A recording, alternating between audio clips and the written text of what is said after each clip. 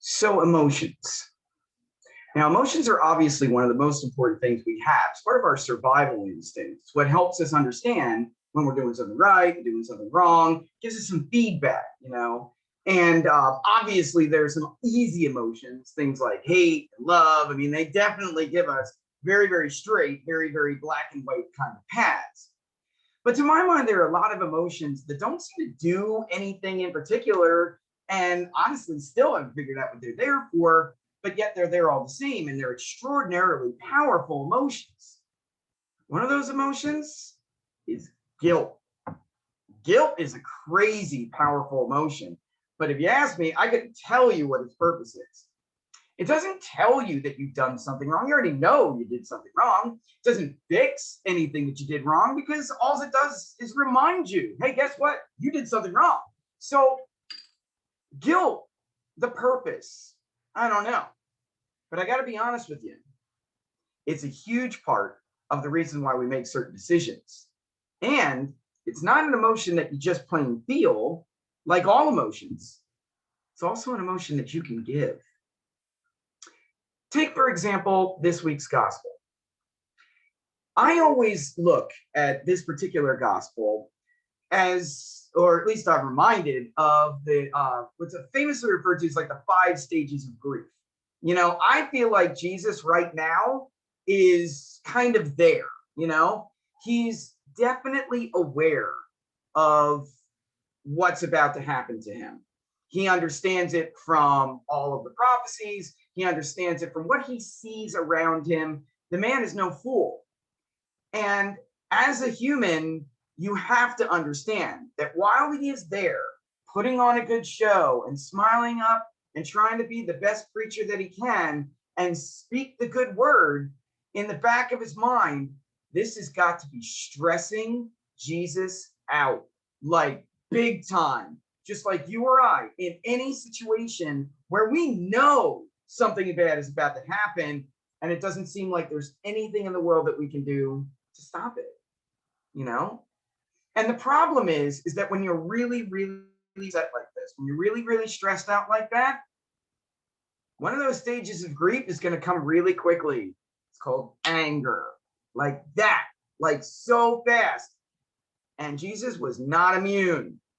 See, when I read this particular gospel, I don't hear the, I want you to love one another, Jesus. I hear breaking tables, Jesus. Here he is again, day in and day out, trying so hard to continue passing on the good word. And what does he hear? Hey, Jesus, there's some more people here. A few Greeks, they want to know how they can be saved. How can they go to heaven? Like he hasn't gone through this over and over and over again. So, I mean, I get super snarky Jesus here. I get really kind of almost nasty Jesus, where he's like, look, all right, you know what? If you want to go to heaven, why don't you try, for example, understanding that you cannot live until you're ready to die for the Lord's, for the Lord's work. How about that? How about instead, for the people who absolutely hate their life, they're the ones saved. How about that? How about that? See, that doesn't come off smooth. That doesn't come off like, hey, let's love each other. That's all like, I can see the Greeks in that moment. Like, I mean, okay, sure. Thank you for your time. And there you are. But it's just, he's grinding it in there. He's really putting him to task. He's getting that guilt to go. Although, to be perfectly honest with you, as good as Jesus is at that, he can never beat the power of a mother. A mother is like the top elite of dealing in guilt. Unless you're a grandmother, they weaponize guilt, But Jesus did a great job there. But he can't help it. Do you know what I mean? He can't help but feel that way. And he also can't help being Jesus. Jesus is who he is. He doesn't just talk the talk. He literally walks the walk. And in the second half of this gospel, I can't help but see his face almost slacken with it. he starts getting into a different phase about the whole thing. And he starts looking at these people and he just sees them all collected. And he, in a way, it's almost like he starts to bargain his position. It's another phase. He wants, I've always felt, so desperately to stay with us. Whenever he talks to the disciples, whenever he talks to anybody, he treats us like we're his best friends. He doesn't want to leave. He would like to be able to stay forever. But he knows this is about to happen. And he can't understand. The reason why he gets so irritated and frustrated with all these people that keep asking the same questions, he can't understand why the message isn't coming through. He can't understand why they can't see how to live the path that can earn you the kingdom of heaven. And in that bargaining phase, he even bargains that most famous thought. What if I can just let this cup pass me? What if I can just stay with these people? And that's when it hits him.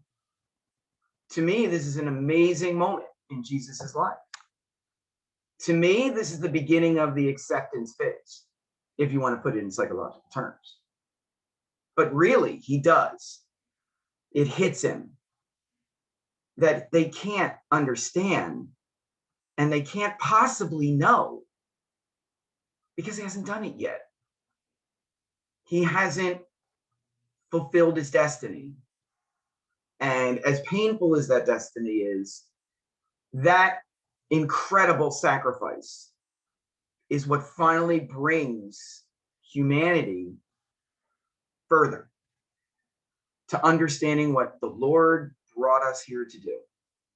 And once he realizes that that sacrifice is something only he can do because he was meant to lead us, it's a powerful moment.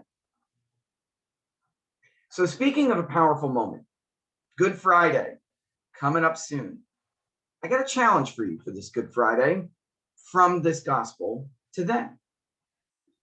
After you go through all the readings of Good Friday and you experience the crucifixion and you're reminded of that moment where he does meet his destiny, find a quiet place in your house to just sit. Just close your eyes and take that moment in consciously. I mean, for real. Don't just think about it. Do everything you can to put yourself there. I always thought of it after the crucifixion as it being after a rain, or the rain is still happening because of the thunderclap and the skies opening. Think of the ground beneath your feet, of the hill, what that would feel like. Close your eyes and listen to the sounds. You'll hear the other people that are around you watching this moment take place. You can smell the wood so close to you, and then look up and look at the cross. Then look around. Those people, the people that so often are forgotten in such an incredible moment of Jesus' sacrifice, these people that are around you, they're you, they're me, they're us. Do you think they feel guilt at that moment? Or do you think they might feel guilty? Are we? Are we now? Lord, I pray that you will always be with us throughout our lives to help continue guiding us for when we do things right and can respect that we have fulfilled your will, and when we've done things wrong, not to carry this guilt, but to lift this burden from us and find a way to do your will even after these mistakes are made. In the end, there is a way. to get through guilt. The Lord has explained it. All we got to do is follow it. In your name, Lord, amen.